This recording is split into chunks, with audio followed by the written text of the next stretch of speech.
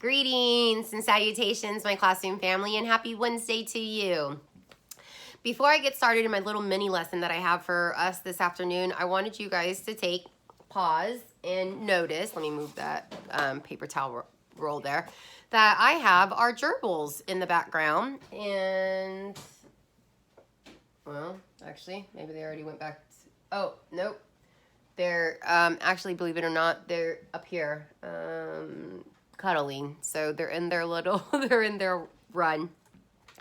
I wanted to include them in their video today because I'm really kind of still grumpy that we're not together, and since these are the gerbils that were meant for our classroom, I think it only makes sense to show you what they're doing. So it's funny because my dog Clover is actually underneath the desk staring at them like he wants to give them kisses in the most dog kind of way. So we're just gonna keep them in there.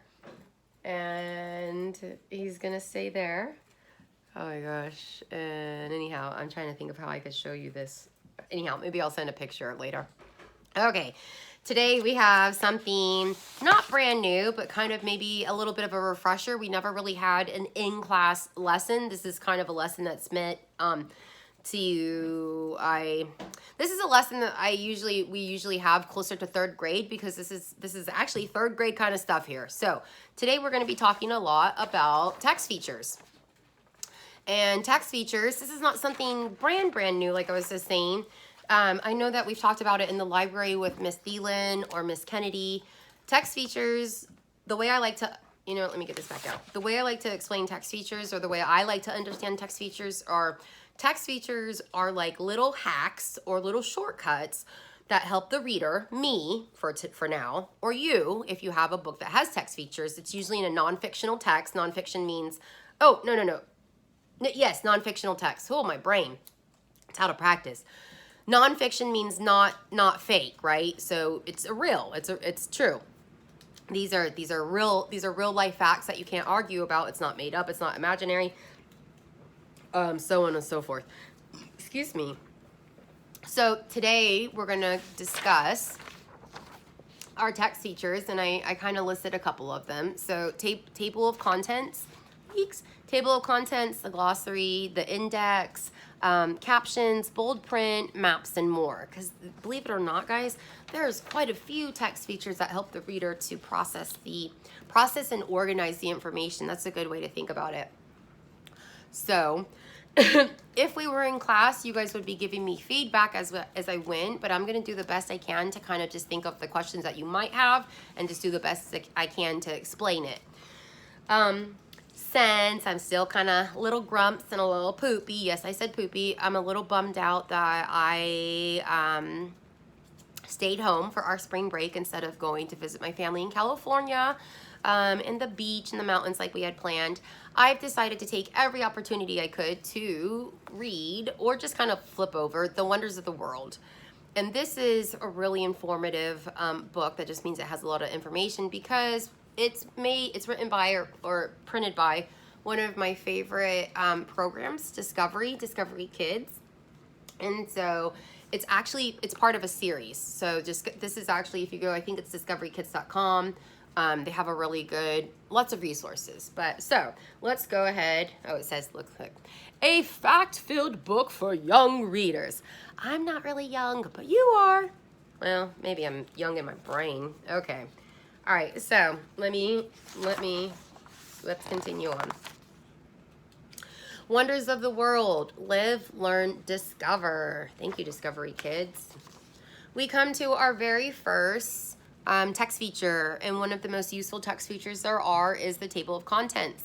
The table of contents the table of contents could be extremely useful. Excuse me, because it helps you, the reader, identify or get to the place that you want quickly. Could you imagine if you had to sit here and flip through, say for example, I want to get to the Great Wall of China. Well, I know that the Great Wall of China is on page 20 thanks to the table of contents. But could you imagine, had there not been a table of contents, no page numbers, and oh, guys, hold on, I know it's in here somewhere, just a second. Oh, here's the Amazon forest. Oh, the Grand Canyon. Hang on, guys, You get my point. Okay. Table of contents, very useful kind of stuff. Here's the other thing I want to point out. You're going to notice that there are these kind of like big labels, or maybe kind of looks like a thought bubble, maybe. It's called a heading. This is a heading up here. Kind of titles or labels all the information that you're going to see. So all the information you're going to see are going to be the contents. The contents just means what's inside this book. So what's inside this book is the Grand Canyon, information about Niagara Falls, the Sahara, the Great Barrier Reef, the Amazon rainforest, the pyramids of Giza. I really don't know. Never been there. Stonehenge, the Great Wall of China, the Colosseum, New York City, a quiz, glossary, another a text feature, and an index. As a parent and a teacher, the quiz in these books really touches my teacher-parent heart. So today, because I really love, oh my gosh, oh, thank you. Okay, don't judge, but I have never been to the Grand Canyon, and it's on our bucket list. We actually were trying to go this summer, but that's okay. We're going to be flexible. So for now, we're going to go to the Grand Canyon first. Okay, so that's on the very first page here. Let me see if I can get closer. Page 6, right? Yes, you can see it. Okay. So I'm going to turn here. Oh, look at that. Grand Canyon is exactly where it's supposed to be, like they said, on page 6. See? 6. Okay, here we go. The Grand Canyon. So here's the heading, right? So remember, under this heading, it's the Grand Canyon. So all this information on this page, is going to be about what? What? The Grand, what? Piano?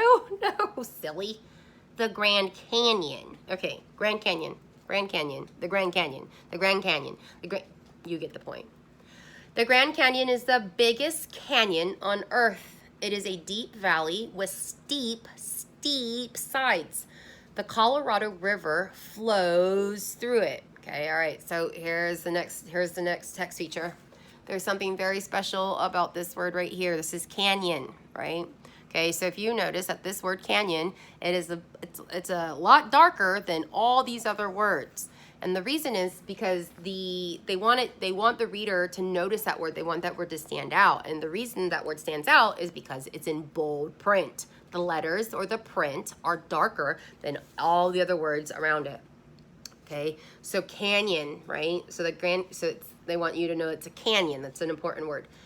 So here is kind of, this is actually, it's you could say it's a map, but not really. It's just trying to help you. You can see that this is the United States, but it's helping you identify exactly where the Grand Canyon is. It's in Arizona. Here, there we go. Okay. So this right here, for this image here, this picture, this is the caption that belongs with it, or you could say this is the text. These are the words that belong with this picture. The Grand Canyon is 5,250 feet deep, 277 miles long, and up to 19 miles wide. That is a very large canyon. Let's go back here. Let's go back up. You can look down at the canyon through the glass floor of the skywalk. The skywalk juts over the canyon 4,000 feet above the river. Gotta be honest, I'm not a super fan of heights, and that doesn't sound like something that I personally may not do. That sounds like something Miss Calvin might do.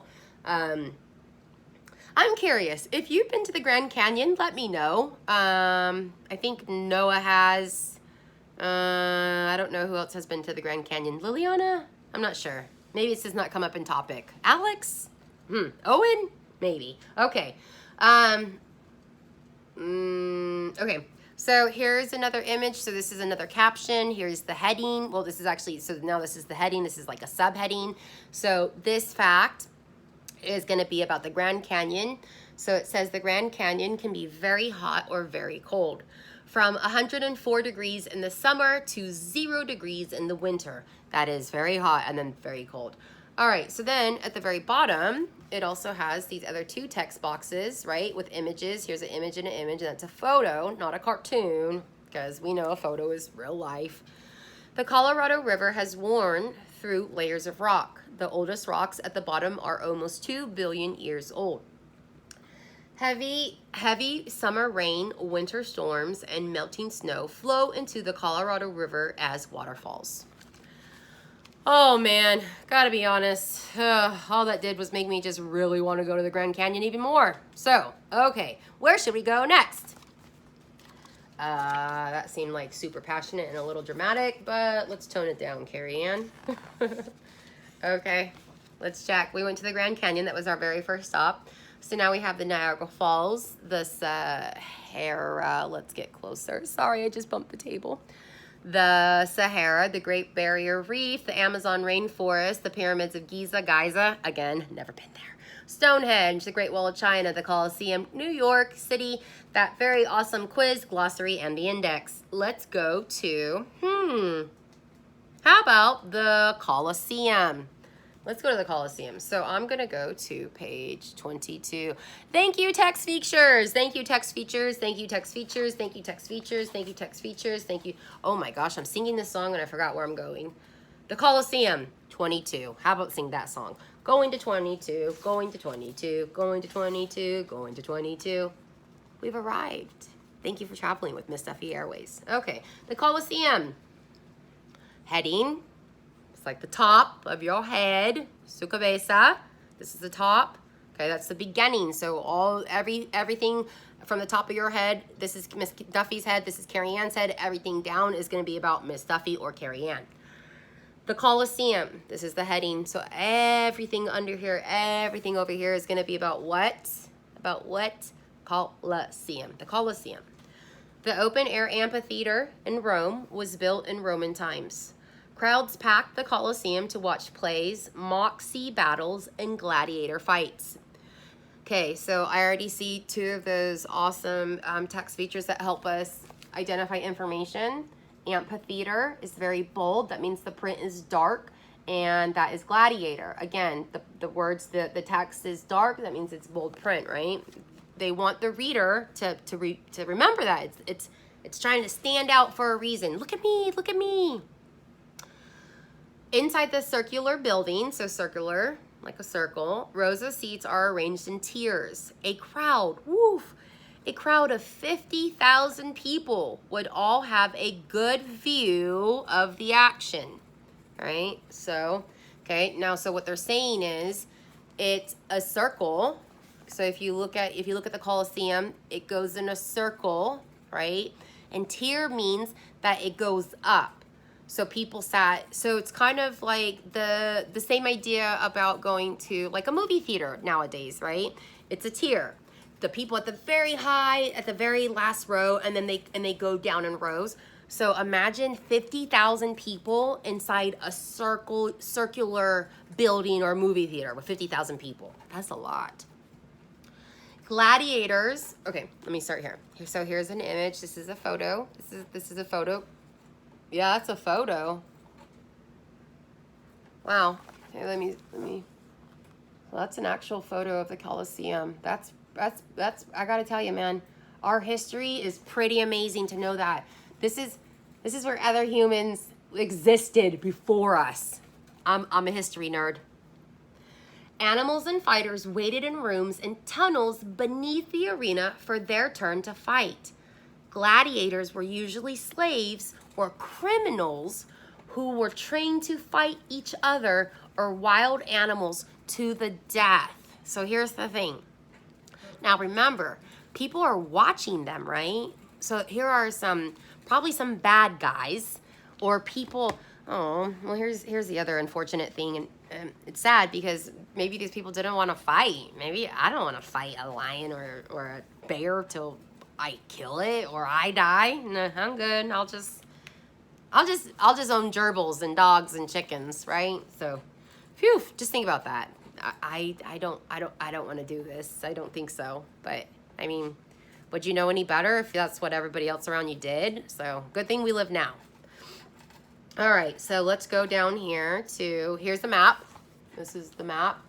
So, I gotta just look at it normal. So Rome is in Italy, which is part of Europe.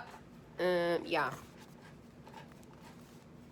Guys, I hope you can see this because I can't ever tell if it's